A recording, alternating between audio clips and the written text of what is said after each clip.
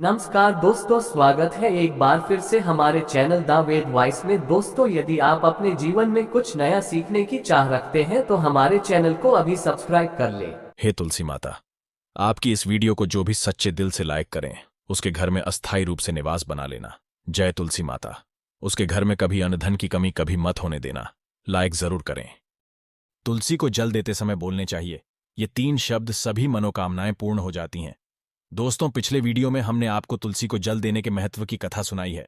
आज की इस वीडियो में हम जानेंगे तुलसी को जल देते समय क्या बोलना चाहिए। एक बार की बात है, देवी सत्यभामा ने भगवान श्री कृष्ण से तुलसी को जल देने का महत्व पूछ लिया था। तब भगवान श्री कृष्ण ने उन्हें उसका महत्व सुना दिया था। आगे देवी सत्यभामा कहती हैं, हे स्वामी, आपने मुझे तुलसी को जल देने का महत्व तो बता दिया है, किंतु अब मेरे मन में यह जानने की जिज्ञासा हो रही है कि तुलसी को जल कैसे देना चाहिए। तुलसी को जल देने की सर्वोत्तम विधि कौन सी है तथा तुलसी को जल देने का मंत्र कौन सा है। कृपया आप मुझे इन सभी प्रश्नों का उत्तर दें। तब भगवान श्री कृष्ण देवी सत्यभामा से कहते हैं, हे प्रिय, जिस प्रकार से मैंने तुम्हें तुलसी का महत्व सुनाया है, उसी प्रकार से तुलसी को जल देते समय बोले जाने वाले मंत्र का भी बड़ा महत्व है। ये मंत्र केवल 3 शब्दों का है, किंतु इसका प्रभाव बहुत कल्याणकारी है। जो भी मनुष्य नित्य तुलसी को जल देते समय अपने मुख से केवल ये 3 शब्द बोल देता है तो साक्षात लक्ष्मी उसके घर में प्रवेश करती है। उसकी दरिद्रता समाप्त हो जाती है, उसे धन धान्य की प्राप्ति होती है। वह मंत्र बताने से पूर्व मैं आपको तुलसी के इस मंत्र का महत्व सुनाता हूं। इस महत्व को सुन लेने मात्र से ही मनुष्य के समस्त पाप नष्ट हो जाते हैं। उसे 100 वर्षों तक तुलसी को जल देने का पुण्य प्राप्त हो जाता है। इसीलिए देवी, आप इस कथा को ध्यान से पूरा जरूर सुने। देवी सत्यभामा कहती है, हे प्रभु, मैं इस कथा को पूरा अवश्य सुनूंगी। आप मुझे तुलसी के मंत्र का महात्म्य सुनाइए। श्री कृष्ण कहते हैं, हे देवी, सत्यभामा दक्षिण में एक अत्यंत शोभायमान नगरी थी। उस नगरी में सुशर्मा नाम का एक खोटी बुद्धि का ब्राह्मण रहता था। पापियों का तो वह शिरोमणि था। उसका जन्म एक ऐसे ब्राह्मण परिवार में हुआ था जो पाप कर्म करने वाले शास्त्र ज्ञान से शून्य थे। वह जन्म से तो ब्राह्मण था, किंतु कर्म से वह अत्यंत दुराचारी था। वह न पूजा पाठ करता, न ध्यान करता, न जप, न होम और न ही अतिथियों का सत्कार करता था। उसके द्वार पर आए अतिथियों को बिना दान किए ही क्रूरतापूर्वक भगा देता था। स्त्री लंपट होने के कारण वह सदैव ही पराई स्त्रियों में आसक्त रहता था। उसे मदिरा पान करने की भी आदत थी। साथ ही वह मांस खाया करता था। वह दिन में खेत में काम करके पत्ते बेचकर जीविका चलाया करता था और रात्रि में वेश्याओं का सेवन करता था। इस प्रकार से उस ब्राह्मण ने अनेक वर्षों तक जीवन व्यतीत किया। फिर एक दिन वह दुर्बुद्धि सुशर्मा बेचने के लिए पत्ते इकट्ठा करने के लिए एक ऋषि की वाटिका में घूमने लगा और पत्ते तोड़ने लगा। तभी एक काल रूपधारी काले सर्प ने उस ब्राह्मण को काट लिया और उसी समय पर उसकी मृत्यु हो गई। उसके बाद 2 यम के दूत उसे लेने के लिए उस स्थान पर प्रकट हुए और उसे उठाकर यमलोक ले जाने लगे। मार्ग में वह यमदूतों के सामने बहुत विलाप करने लगा, हे दूतों, मुझे कहां ले जा रहे हो? मुझे छोड़ दो, मेरे प्राण बख्श दो। किंतु यमदूत उसे यह कहते हुए ले जाने लगे, अरे दुष्ट ब्राह्मण, तेरे पाप कर्मों के कारण तुझे सांप ने काट लिया है। अब यमराज तुझे अवश्य घोर नरक में डाल देंगे। फिर यम के दूत उस ब्राह्मण को लेकर यमलोक पहुंचते हैं और यमराज के सामने खड़े हो जाते हैं। चित्रगुप्त उस ब्राह्मण का लेखा जोखा निकालते हैं और यमराज से कहते हैं, हे धर्मराज, इस ब्राह्मण ने बचपन से लेकर मृत्यु तक पाप ही पाप किया है। इसने कभी कोई पुण्य का काम नहीं किया है।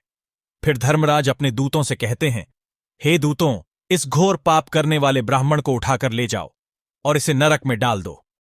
फिर यम के दूत उस ब्राह्मण को ले जाते हैं और नरक की भयंकर अग्नि में धकेल देते हैं। अनेक वर्षों तक नरक में सजा भुगतने के बाद उस ब्राह्मण को दूसरे जन्म में एक बैल का शरीर मिलता है। बैल का जन्म पाकर वह बोझ उठाने का काम करने लगा। उसका मालिक उससे दिन रात काम करवाने लगा। फिर जब उस बैल की शक्ति कम हुई तो उसके मालिक ने उसे एक लंगड़े आदमी को बेच दिया। उस लंगड़े आदमी ने उस बैल को खुद का बोझ उठाने के लिए उपयोग किया। वह उसकी पीठ पर बैठकर घूमा करता था। इस प्रकार से उस बैल ने 8 वर्ष तक उस लंगड़े आदमी का बोझ उठाया। फिर एक दिन वह लंगड़ा आदमी उस बैल की पीठ पर बैठकर किसी ऊंचे पर्वत पर जाने लगता है। उस पर्वत पर बहुत देर तक चढ़ने के कारण वह बैल बहुत थक गया। उसकी शक्ति क्षीण हो गई और कुछ समय बाद वह बैल बहुत जोर से मूर्छित होकर जमीन पर गिर पड़ा और अंतिम सांसें लेने लगा। तभी वहां पर खड़े लोगों को उस बैल पर बड़ी दया आ गई और वे उसके मुख में पानी डालने लगे। फिर उन लोगों में एक पुण्यात्मा व्यक्ति था। उसने उस बैल का कल्याण करने के लिए अपना पुण्य उस बैल को दे दिया। उसे देखकर अन्य लोगों ने भी अपना अपना पुण्य याद करके कुछ पुण्य उस बैल को दे दिया ताकि उसे मुक्ति मिल सके। उसी भीड़ में एक वेश्या भी खड़ी हुई थी। सभी लोग अपना पुण्य उस बैल को दे रहे थे। यह देखकर उस वेश्या ने भी अपना पुण्य उस बैल को दे दिया। कुछ देर बाद उस बैल की मृत्यु हो जाती है। फिर उस स्थान पर यमदूत आते हैं और उस बैल के शरीर से उस ब्राह्मण की आत्मा को निकालकर यमलोक ले जाते हैं। यमलोक ले जाने पर उसे यमराज के सामने खड़ा किया जाता है और फिर चित्रगुप्त उसका लेखा जोखा देखते हैं तो वे आश्चर्य में पड़ जाते हैं।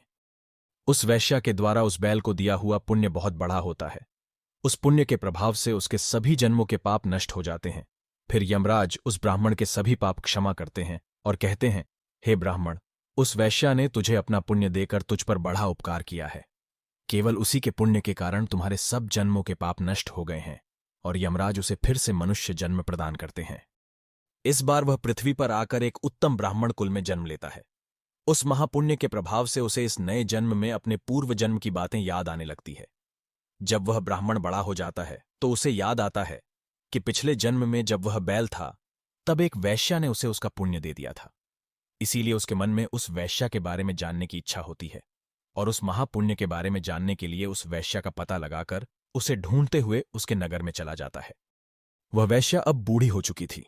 फिर जब उसे वह वैश्या मिल जाती है तो वह उसके सामने जाकर उसे बार बार प्रणाम करता है और उस वैश्या का धन्यवाद करने लगता है। वह वैश्या कहने लगती है, हे ब्राह्मण श्रेष्ठ, आप कौन हैं और किस कारणवश आप मुझ वैश्या को धन्यवाद दे रहे हैं? मैंने आपका कौन सा कार्य किया है जो आप मुझे नमस्कार कर रहे हैं? तब वह ब्राह्मण कहता है, हे माता, मैं वही बैल हूं जिसे तुमने अपना पुण्य दे डाला था। अपने पाप कर्मों के कारण मुझे पिछले जन्म में बैल होना पड़ा था। उस पर्वत पर जब मैं मर रहा था तो तुमने मुझे अपना पुण्य दिया था। तुम्हारे पुण्य के प्रभाव से ही आज मुझे फिर से मनुष्य जन्म मिला है। तुम्हारे द्वारा दिए गए उसी पुण्य के कारण मुझे अपने पूर्व जन्म की सारी बातें याद है। किंतु हे माता, मैं आज यहां पर यह जानने के लिए आया हूं कि तुमने मुझे उस समय पर अपना कौन सा पुण्य दिया था जिस कारण से मेरे सभी जन्मों के पाप नष्ट हो चुके हैं। मैं उस पुण्य के बारे में जानना चाहता हूं। तब वैश्या ने कहा, हे ब्राह्मण श्रेष्ठ, मैंने तो अपने जीवन में कोई पुण्य के काम नहीं किए हैं, किंतु मेरे घर में एक तोता है जो पिंजरे में रहकर हमेशा कुछ बोलता रहता है, जिसे सुनकर मेरा अंतकरण पवित्र हो गया है। उसी तोते के द्वारा बोले गए मंत्र का पुण्य मैंने तुम्हें दान में दिया था। फिर वह वैश्या और वह ब्राह्मण उस तोते के पास जाते हैं और उसे पूछने लगते हैं, हे शुक, तुम कौन सा मंत्र बोलते रहते हो जिससे हमारे जीवन का उद्धार हुआ है? ये मंत्र तुम्हें किसने सिखाया और इस मंत्र का क्या अर्थ होता है? तब उस तोते ने अपने पूर्व जन्म का वृतांत सुनाना आरंभ किया। वह तोता कहने लगा, हे ब्राह्मण श्रेष्ठ, पिछले जन्म में मैं एक ब्राह्मण था। मैं अपने ज्ञान के अहंकार में अंधा हो चुका था। मैंने कभी गुरुजनों का आदर नहीं किया, सदैव ही उनका अपमान किया। मुझे अपने ज्ञान पर इतना अधिक घमंड हो गया था कि जिस कारण से मेरा क्रोध बहुत अधिक बढ़ गया और मैं सभी से द्वेष करने लगा। अन्य मनुष्यों को तुच्छ समझने लगा, विद्वानों का भरी सभा में अपमान करने लगा। फिर कालांतर में मेरी मृत्यु हो गई और मुझे यमलोक ले जाया गया। पूज्य जनों और गुरुजनों का अपमान करने के कारण मुझे तोते के कुल में डाल दिया गया और मेरा जन्म एक तोते के रूप में हो गया। मेरे पाप कर्मों के कारण छोटी अवस्था में ही मेरा अपने माता पिता से वियोग हो गया। फिर मैं पेड़ की डाल पर बैठकर रो रहा था तो उसी स्थान से कुछ मुनि जा रहे थे। उन्होंने मेरी दयनीय पुकार सुनी और मुझे लेकर अपने आश्रम में चले गए। वहां उस आश्रम पर उन्होंने मुझे एक सुंदर पिंजरे में रखा और मेरा अच्छी तरह से ख्याल रखा। वे मुझे नित्य भोजन दिया करते थे और पढ़ाते थे। उस स्थान पर वे ऋषि मुनि, उनकी स्त्रियां और बालक सभी नित्य तुलसी के पौधे को जल देते थे और उसके सामने एक मंत्र का जाप करते थे। उन्हीं के मुख बार बार उस मंत्र को सुनकर मैंने उसे रट लिया और तभी से मैं उस मंत्र को जान गया हूं और वही मंत्र मैं दिन रात बोलता हूं। उस मंत्र के प्रभाव से मेरी कभी मृत्यु नहीं हुई और मेरी आयु 100 वर्ष की हो गई और मैं इतने वर्षों तक जीवित रहा। इसी बीच एक रात को एक चोर उस स्थान पर आ गया और उसने मुझे वहां से चुरा लिया और फिर इस वैश्या ने मुझे उस चोर से खरीद लिया। इस वैश्या के घर पर आने के बाद भी मैं उस मंत्र को बोलता रहता था, जिसे सुनकर इस वैश्या का मन भी पवित्र हो गया और इसने वैश्या का काम छोड़कर भगवान विष्णु की भक्ति करने लगी। उसी मंत्र के प्रभाव से मेरे पूर्व जन्मों के सभी पाप नष्ट हो गए और उसी मंत्र के प्रभाव से इस वैश्या का भी अंतकरण पवित्र हो गया। हे ब्राह्मण देवता, उसी मंत्र के पुण्य से आप भी पाप मुक्त हो गए हैं।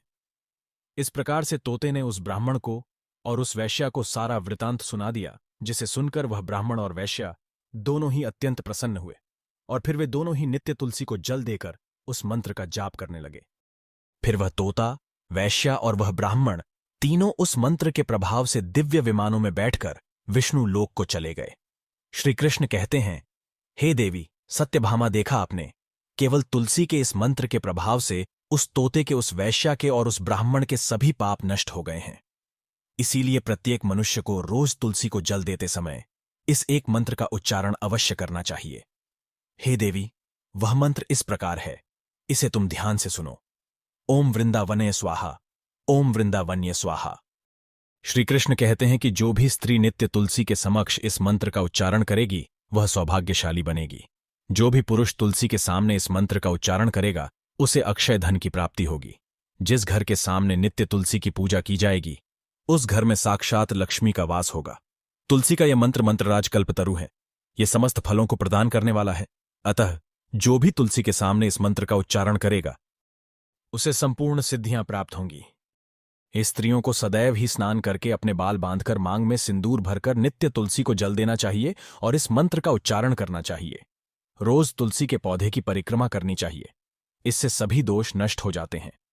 नित्य शाम के समय तुलसी के पास दीपक जलाना चाहिए और तुलसी के पास बैठकर भगवान विष्णु की आराधना करनी चाहिए। तुलसी के पास दीपक जलाने से मनुष्य को धन धान्य की प्राप्ति होती है। हजारों अमृत के घड़ों से नहलाने पर भी श्री हरि को उतनी तृप्ति नहीं होती जितनी वे मनुष्यों के द्वारा तुलसी का एक पत्ता चढ़ाने से प्राप्त करते हैं। 10,000 गाय के दान से मानव जो फल प्राप्त करता है वही फल तुलसी पत्र के दान से पा लेता है। जो मृत्यु के समय अपने मुख में तुलसी पत्र का जल पा जाता है वह संपूर्ण पापों से मुक्त होकर श्री कृष्ण के धाम जाता है। श्री कृष्ण कहते हैं, पूर्णिमा, अमावस्या, द्वादशी और सूर्य संक्रांति के दिन मध्याह्न काल, रात्रि और अशौच के समय तेल लगाकर बिना स्नान किए अथवा बिना हाथ पैर धोए रात्रि के वस्त्र पहनकर तुलसी के पत्र तोड़ता है वह महापापी होता है।